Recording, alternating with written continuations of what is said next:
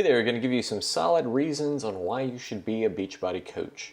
And this is for anyone who doesn't have a home-based business. You could just use it for the tax deductions.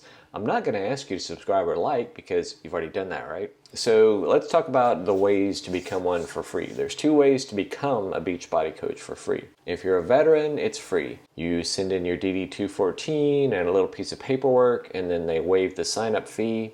And as long as you sell or buy a certain amount of stuff every 3 months, you get the fees waived, which are $15.95 a month, which gets you your websites and some other things, and also your 25% discount. The second way to become one for free is if you buy a completion or a challenge pack. If you've ever bought one of those, you can become a coach for free. They will waive the sign-up fee. That's probably about the best discount you could get. The challenge packs are super discounted, and you save the enrollment fee of $40 when you decide to do it that way. So if you're just here for the discount, that's another reason.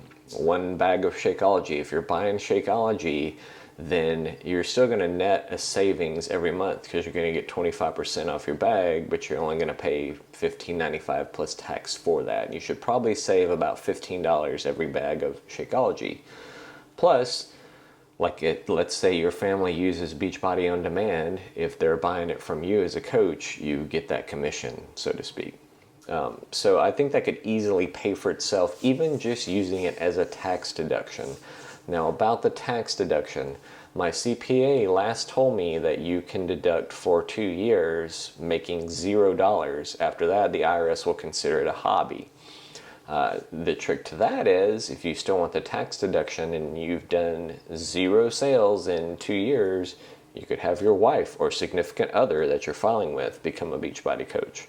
Now, don't quote me, I'm not a CPA, but that should be fine, because you could stop being a coach, they can start, then the tax deduction continues. And if you're in, let's say, certain tax brackets, I think you could probably break even on the fee alone.